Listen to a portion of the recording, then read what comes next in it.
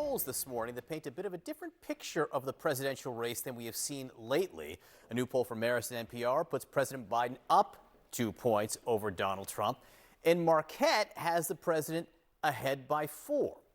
With us now, Republican strategist Rena Shaw and Democratic strategist Simon Rosenberg, who was just the subject of a New York Times profile titled, "Many Democrats Are Worried Trump Will Beat Biden. This one isn't." I think we have a picture of that headline somewhere. There you go. There it is. Simon, thanks so much. I want to start with you because the crux of a lot of this profile from Adam DeGurney, which was terrific, by the way, is you say, don't believe the polls. All those polls that have said Donald Trump is ahead of President Biden, don't believe them. Does that mean you don't believe these new ones that show Biden ahead either? It's a great question, John. No, I think, listen, here's how I see the election right now.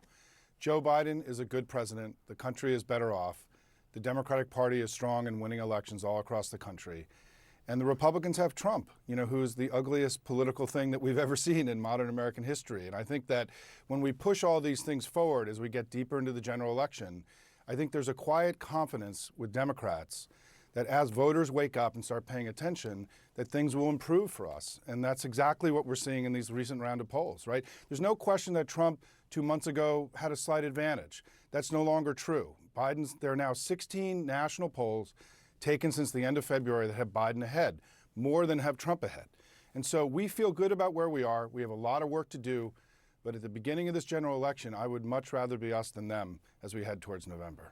Well, Rena, I will note the Wall Street Journal, not to be overly focused on polls, just had a poll of 7 swing states. Trump was ahead in 6 out of the 7.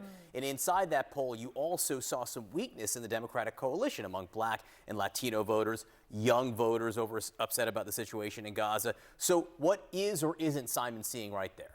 Well, I would say the polls that I'm seeing are right where they ought to be right now, because let's not forget Republicans are going in as the underdogs here. So that slight advantage we see in certain places is not unnatural to me, but it's why, right? And what we're seeing with the trend lines changing, certainly with younger Black men or of middle age also tipping to be a little bit more conservative, right-leaning.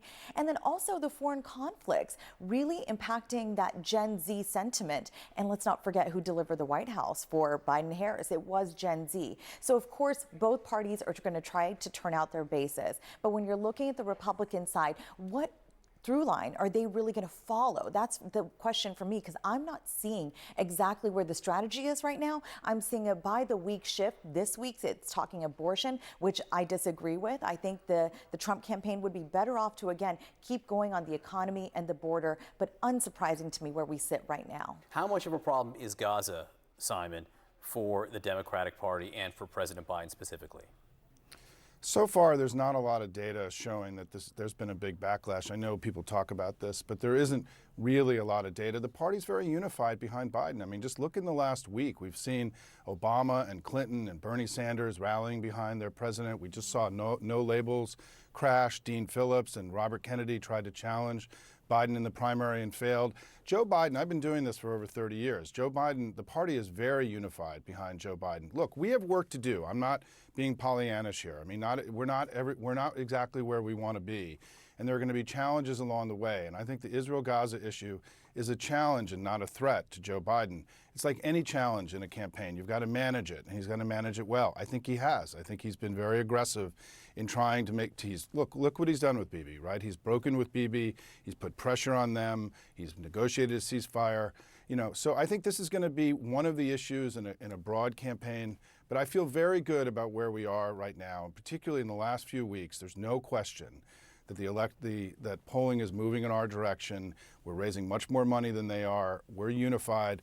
On the Republican side, what we're seeing is an unprecedented dumpster fire. And so I'm comfortable about where we are in this election right now. So Simon just brought up RFK Jr., Robert Kennedy Jr. His campaign had a fundraising email out yesterday that they then had to retract. This is what it initially said: "Please help our campaign call out to the illiberal actions of our very own government. This is the reality that every American citizen faces, from Edward Snowden to Julian Assange to the January 6 activists sitting in Washington, D.C. jail cell, stripped of their constitutional liberties." So they were saying January 6 activists, not rioters, not insurrectionists, who are being stripped of their liberties. The campaign then retracted this email. They said the statement was an error. It doesn't reflect Kennedy's views. It was a new marketing contractor. It slipped through the normal approval process. Anybody who violated the law on January 6th should be subject to appropriate criminal and/or civil penalties. Mistake or not, what does this tell you about where RFK is running? Oh, well, it tells me the Kennedy-Shanahan ticket has not yet figured out what kind of candidacy they want to be today. Are they going to try to appeal to Trump's voters or Biden's voters? And it seems that also shifts by the day, because they're seeing what most political strategists see, is that the political winds can change at any moment because of the complications largely on Trump's side. I don't disagree that the Democrats are looking pretty unified. There are some pretty deep fractures within the Republican Party that are not entirely visible, but have made their way out to the surface, seen through these primaries, of course, with Nikki Haley's emergence and making it as far as she did. Now, those numbers, look, they should trouble Republicans on the Trump team. But what the Republicans know right now is that the money is the problem. Where are they going to redirect it to play in expensive states like Florida, where we just saw the Florida Supreme Court do something so unusual with abortion and really hand it to Republicans for their unusual actions? But are they going to fight RFK Jr. too, who again, we can just guess who's he going to be today? That's the challenge here, John. Look, there's some big fundraisers coming up the Trump campaign does, so we'll see how much they bring in. Rena, great to see you. Simon, great to see you in person after reading that terrific profile. Thank you so much for being with us. Thank you, John.